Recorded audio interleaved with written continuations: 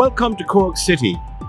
Hi, I'm Vincent Walsh, and today we're going to go on a walking tour of Cork City and see all it has to offer. The name Cork derives from the Irish word corcaig, which means marsh or marshland. Cork City began as a monastic settlement. It was founded by St. Finbar in the 6th century. Later, in the 10th century, Viking settlers established a trading community here. Today, the population of Greater Cork is just over 400,000. This makes it the second biggest city in the Republic of Ireland. The River Lee divides into two channels, in the north and south of the city. Cork has roughly 30 bridges that span over both channels. Shandon Tower, nicknamed the Four-Faced Liar because each of its clock faces shows a different time.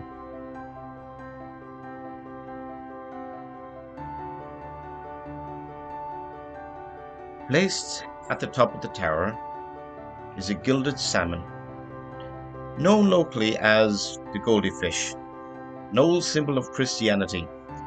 It's 11 feet 3 inches in length.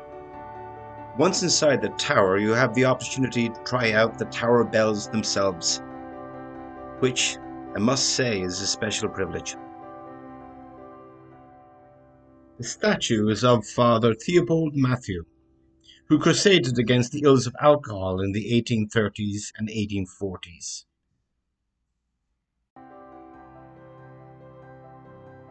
Mangon's Clock on Patrick Street is a well-known landmark built in the 1850s. It was erected by Mangon's jewelers. Patrick Street is the main shopping street of Cork. The building directly ahead is Brown Thomas, an iconic Irish department store that sells high-end goods.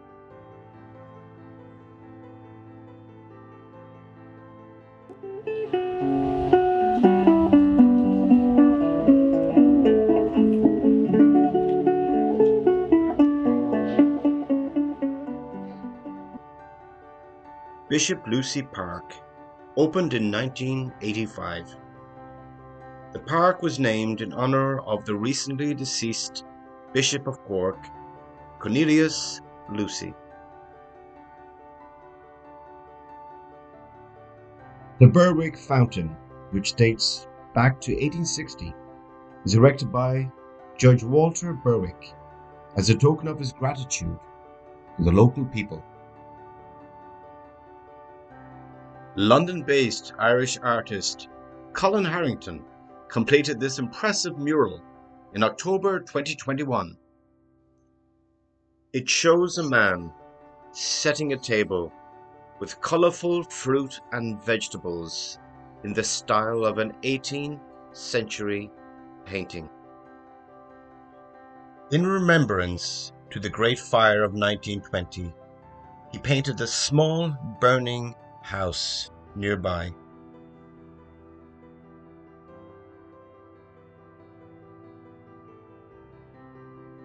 The English market opened in 1788. During this time, it was only the English who were allowed to enter.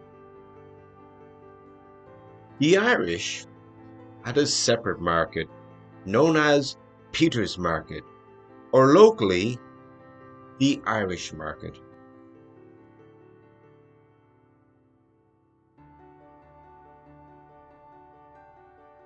Today, it's a popular attraction for both local and tourists alike. In June of 1980, it suffered fire damage, but 1 year later, it was restored and returned to its former glory. Today, it sells everything from seafood to wine and handmade chocolates.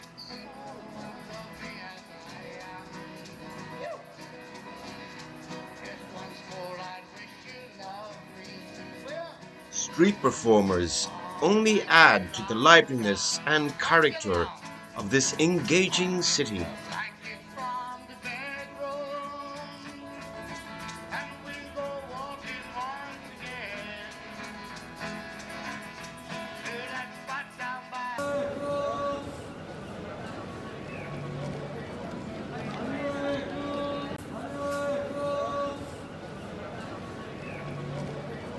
The familiar cry of Hollybough Echo rings out throughout the city's centre.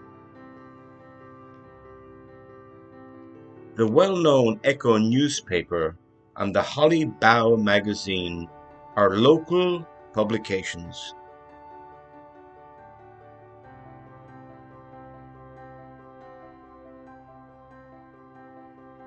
Rory Gallagher Place.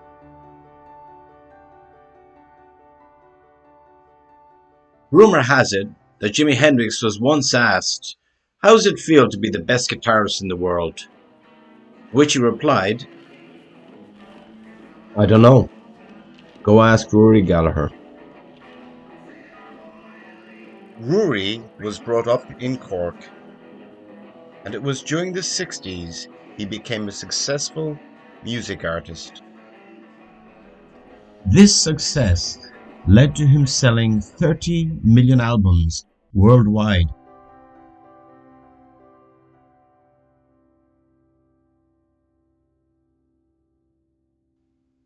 The Crawford Art Gallery is a public art gallery and museum in the city centre. It has over 3,000 artworks, both historical and contemporary. At the heart of the collection are Greek and Roman sculpture casts.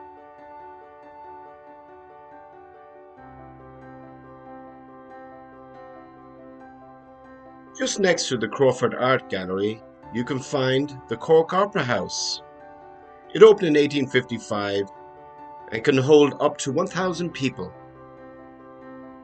It also hosts concerts, dramas, family shows, dancing, and many other events.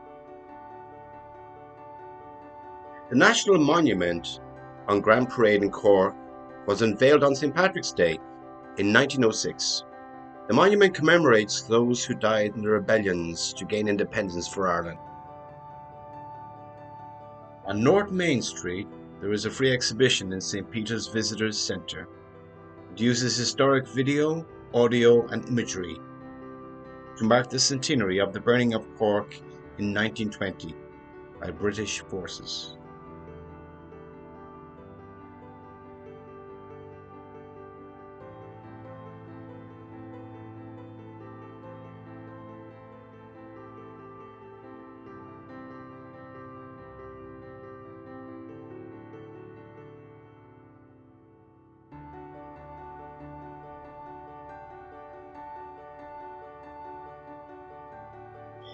In 2018, Cork was listed as having the highest number of pubs in the country, with nearly 1,000 licensed premises. No matter what your taste, Cork always will have something to offer.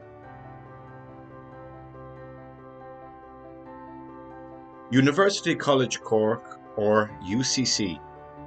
This university was founded in 1845. It has about 21,000 students. In academic rankings of world universities, UCC is now joint second in Ireland with University College Dublin. In this ranking, which is confined to the top 2,000 universities globally.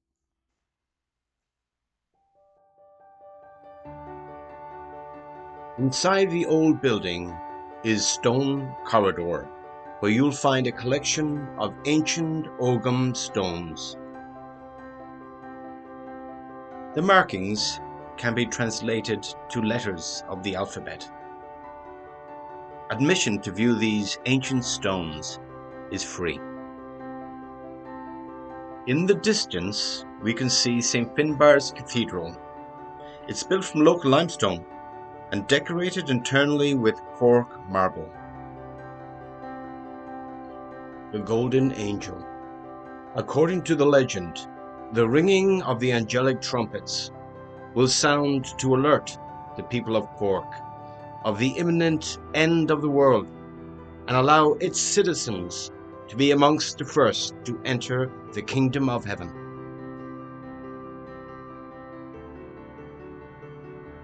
The present cathedral is believed to be the 11th church to stand on this site. It was built between 1865 and 1879 and was designed by the architect William Burgess. It is a building of international significance and is considered to be one of the most complete examples of French neo-Gothic architecture in Western Europe. Every detail, from the elaborate stone and wood carvings to the magnificent stained glass windows, was designed by Burgess.